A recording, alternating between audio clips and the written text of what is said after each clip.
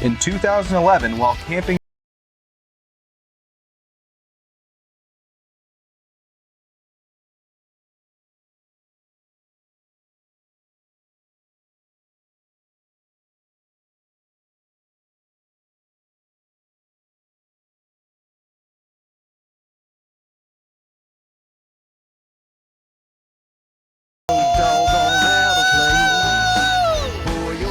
having a background in video editing and tired of all the fake shows on TV, I decided to make my own series.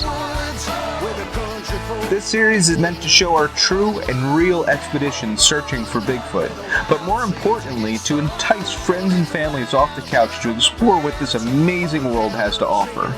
My name is Mike Familant, and this is my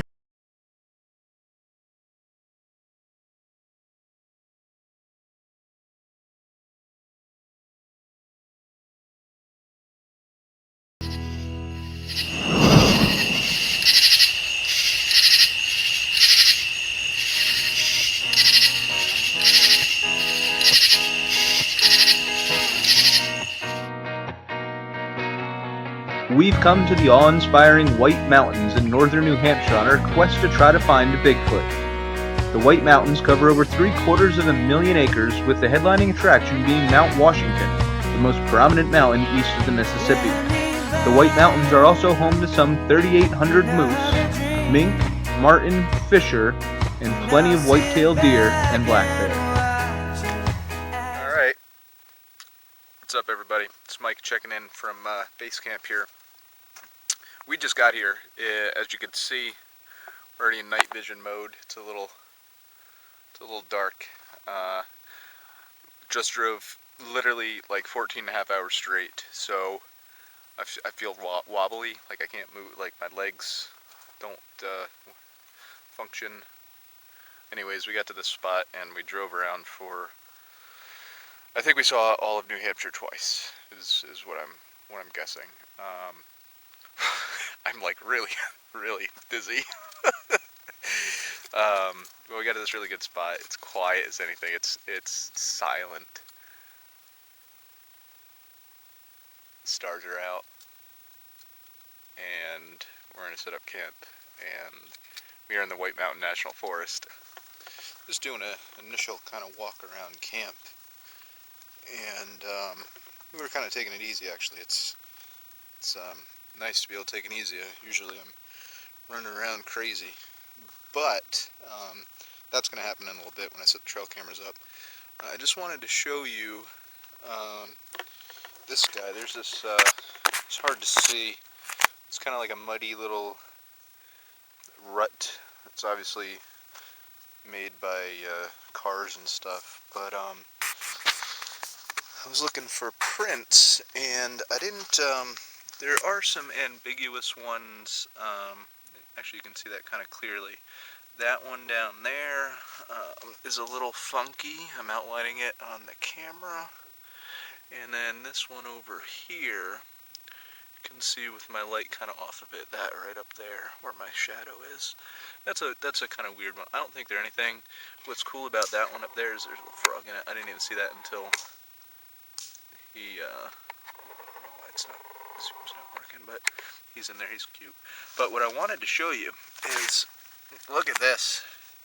That is a very large canine print. Where'd it go? Yeah. I'm gonna just put my hand down by it so you can see. It looks a little bit smaller on the camera, so as always, keep a scale object with you. But it's definitely not Bigfoot, but it's a very large dog. Oh, look at these raspberries. Oh, I don't know if they're raspberries. I don't think they're raspberries. I'm not gonna eat them. If I knew that they were raspberries, I would eat them, but I really don't think they are. I think raspberries are grouped closer together. These guys are kind of just sitting apart from each other. so I'm not going to eat them. Painful placement because of, I'm going in there. That's all dead pine tree and live pine tree, so I think I might have just heard a knock.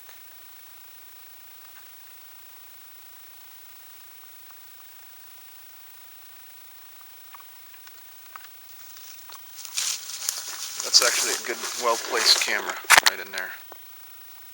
And that's good camo, and that is viewing down, I can't see it, let me take my flashlight out, I'll show it to you.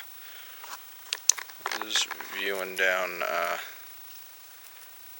that way, down there. Again, you can't really see it, but it's in a good spot. I'm going to put one on that telephone pole.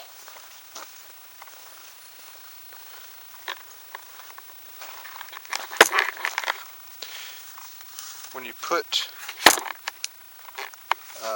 anything on a telephone pole, you want to be careful because snakes like to hang out on telephone poles.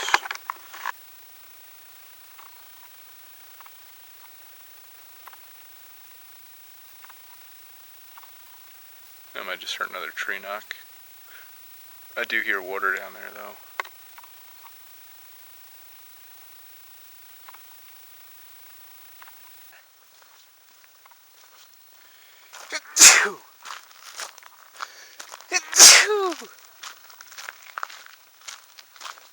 Thank you.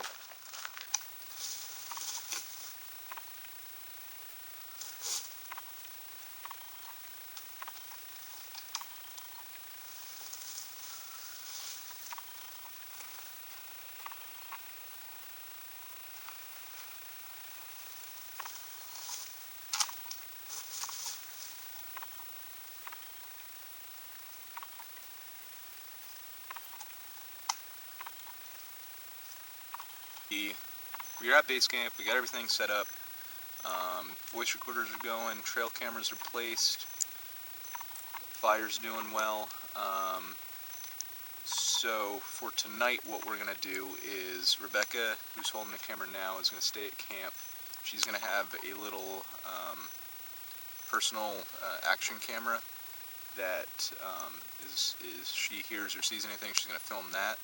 I'm going to go for a walk kind of down where I put the first trail camera, which is down the side path that gets pretty narrow from our camp. So I'm going to go past our first trail camera and just walk that path and see where it takes us. I did hear water out to the north of us, so I may take a walk down that way. That should be right along the road, so I may do that too. Other than that, we have more of a chance to get activity at camp tonight because we are literally the only people around. How long was the road coming in? What was it, like 6 miles? Yeah. And there was nothing?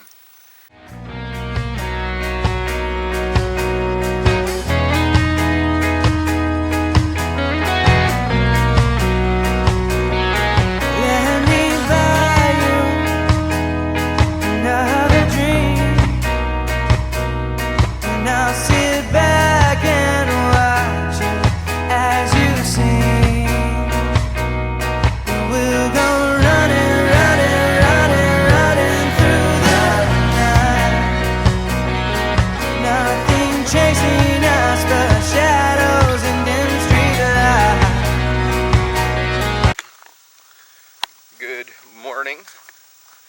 We officially had a very good night one at base camp, not in the really realm of Bigfoot, I don't think, just because we haven't listened to the audio, but it was a very relaxing, peaceful, lovely night. Here we are just walking down where we put trail camera 1 yesterday. I know it was a little dark, so I wanted to show it to you during the day. Now I didn't, trail camera goes down, or the trail from camp leads down that way. There's another, it looks like either a game trail, I would call that a game trail, through the forest there. And they kind of merge right here, so that's where I put the trail camera. Oh, and there's those berries. Maybe you can get a better idea of what they are. So I am gonna take this TC off and be sure to shut it off. Now I'm removing the trail cameras because there's these berries. I'm removing the trail camera because I am not sure if we're coming back to this location or we're going to go to a different location tonight. We're going to drive a little bit and we're going to drive a little bit down this road here. It's a very good area, but camp is really just, I think we could do better. So, alright, these bugs are killing me. I'm going to get the last 2 trail cameras and we're going to remove that print. So I got a stick, probably not the easiest way of doing it, but got a stick. You're just going to clear the mud out from around it that we built up. Now you can go underneath without having to worry about compromising the print, because the print is now, once you cast something, the print is no longer going to be there. So you simply just dig down underneath as deep as you can, flip it over, there's our print right there. Now let this dry out, clean it off, and that should be a pretty good specimen. I just want to show you something real quick here, and something I've noticed kind of a lot is, especially on Facebook and whatnot. We're about to leave base camp on day 2 here, and I saw this as soon as I came in. It's a beautiful white birch tree that is obviously over a trail, bent, not at quite a 90-degree angle, but close to it. So a lot of people would jump to say that this is a Bigfoot. Now, I have to disagree with that because, I'll tell you why. Any possible tree break or structure or whatever, such as this guy, you have to rule out everything besides Bigfoot before you can even imagine that it's Bigfoot. Nobody's ever seen Bigfoot bend a tree like this.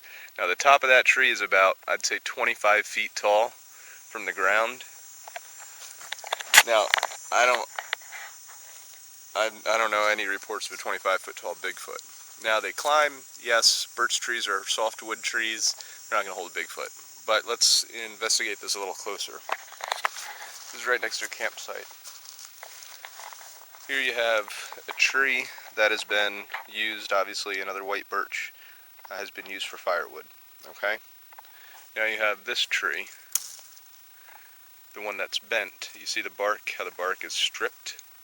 And one could go out on a limb and say a Bigfoot might have used a nail and did that. However, that's not the case here. This obviously was used. White birch is an awesome material as a fire starter. So someone stripped the tree, and unfortunately they went all the way around and killed the tree. That's one way to kill a tree, is to strip the bark all the way around. If you leave a little bit, then it's okay, or just take a section of the bark, it'll grow back. If you strip the tree the entire way, then it kills the tree. This tree just did that because it still has leaves on it, you could see. So this is relatively new. Now, here's what I suspect happened. Someone used the bark, like we said, as a fire starter.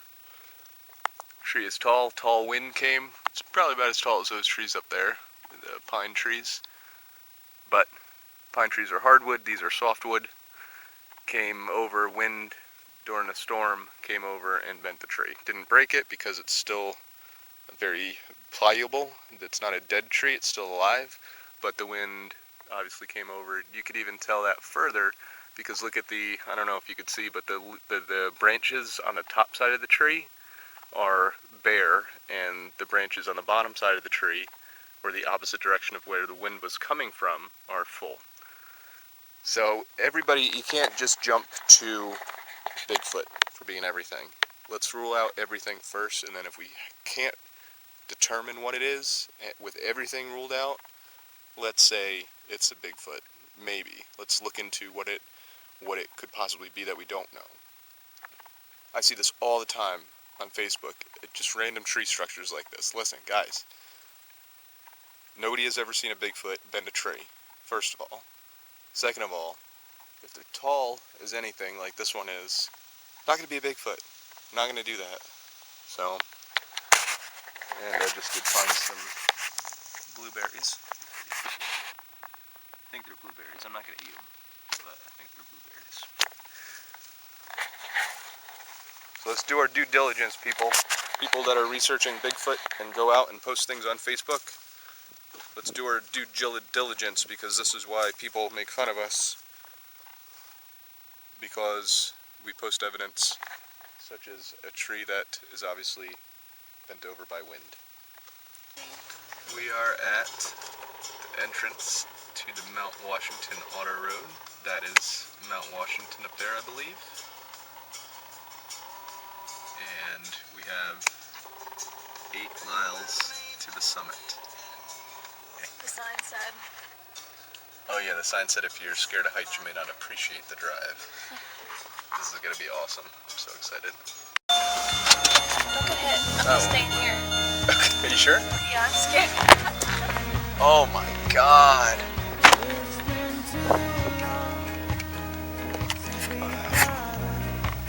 This is ridiculous.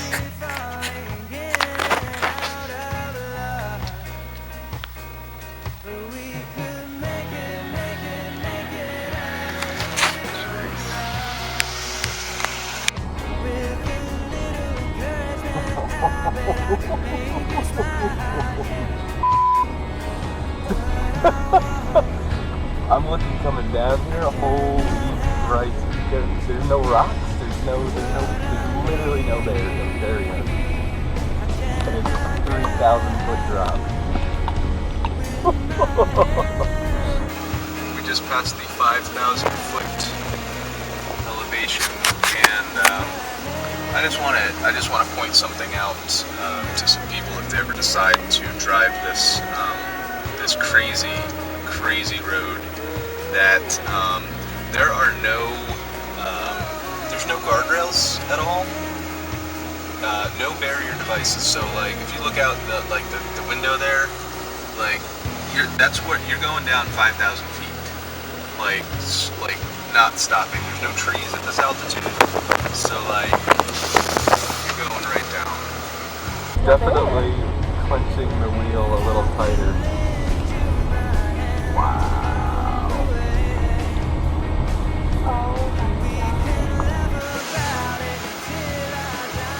Whoever made this road, it needs to be institutionalized, because this is not a road this is not a normal road at all.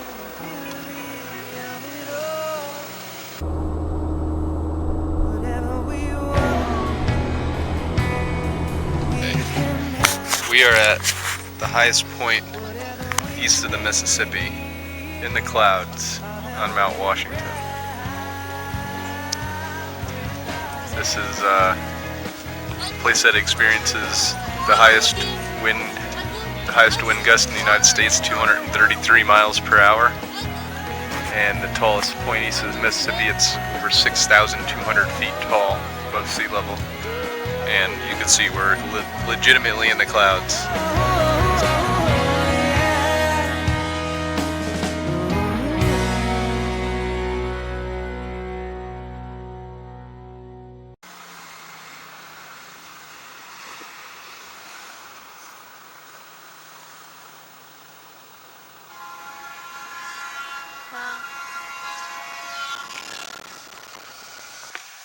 So we're just driving around these dirt back roads, forest roads, looking for a campsite. And we pulled into one of them, kind of like a side road thing. And this is my very first moose track. That is pretty sweet. That is a moose. I don't know how big, That is 100% a moose.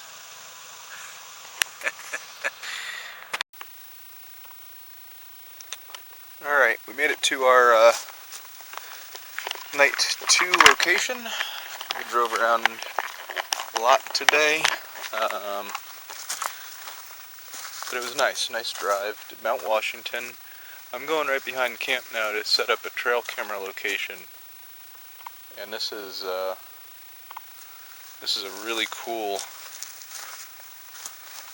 place back here. As you can see, I mean it's getting dusk out, but this is pitch black at camp. Wow, what is that? That's some kind of poop. I don't know what kind of poop that is. I'm gonna research it when I get back. I think that's moose poop.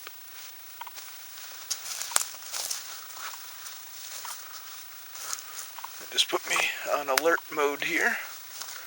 Here's a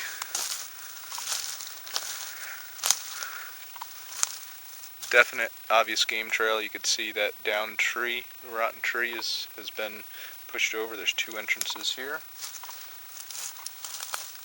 and it comes right over through here. So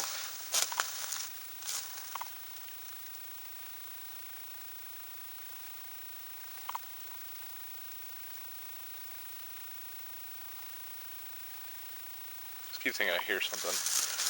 So we're going to put the trail camera, obvious spot, which is going to be right here.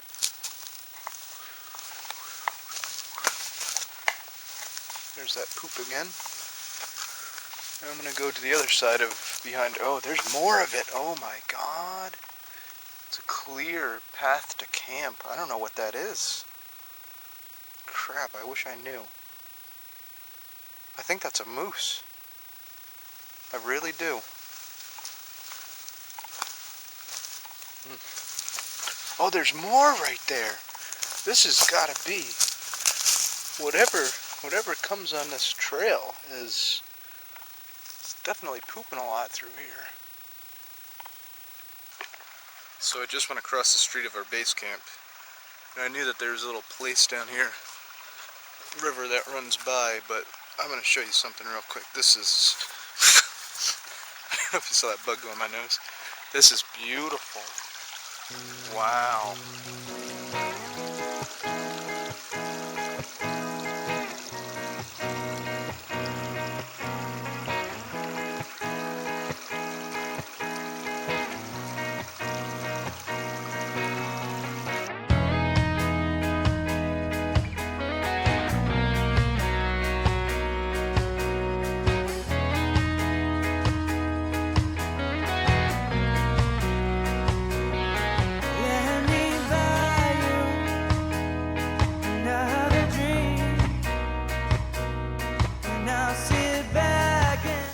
Mike,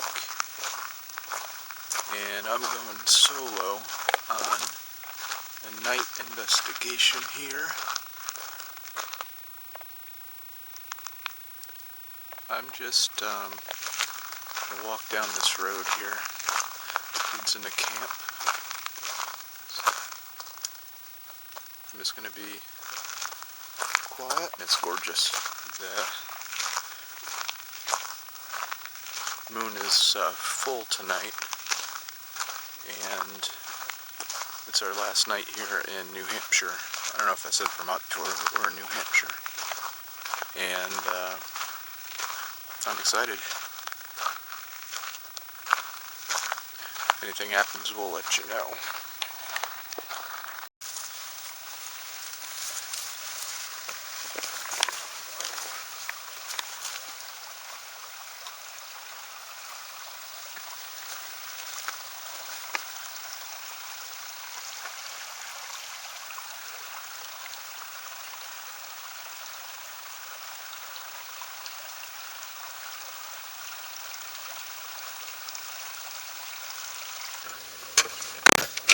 Alrighty, so it is So what happened was I did a little walk. Was out there for maybe an hour. Didn't hear anything. So went back to camp. Sat down by the river for a while. That was really nice. So went back to camp, hung out there. It's now just shy of 11 o'clock in the evening, and we're doing it's the drive and therm thing. And this is a 14-mile loop trail that we're on. So we're gonna just drive this around and end up back at camp, which is cool. And during that time, since it's our last night here, we're gonna do some vocalizations and hopefully come across some wildlife on the dash camera. And kind of close up the investigation here in New Hampshire with a nice little ride. So we're at our first night, our first stop tonight, and just gonna do a whoop and see if we get any response. Whoop!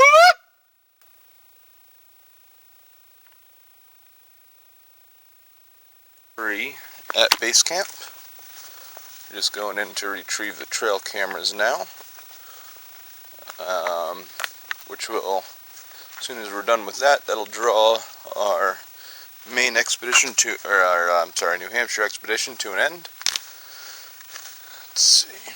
It's been hard up here in the White Mountains, not gonna lie. Initially speaking, we didn't have a whole lot of activity.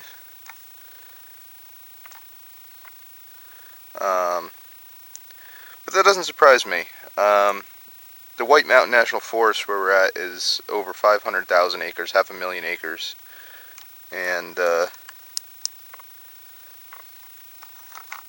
that's a lot of area. So that's one of the reasons why we didn't really go out hiking all much this trip, is because there's no way you're gonna sneak up on one of these guys. I'm a strong believer in that. And then also, there's so much room where they could hide, and the only way you're gonna get activity up this way is if they're interested in you.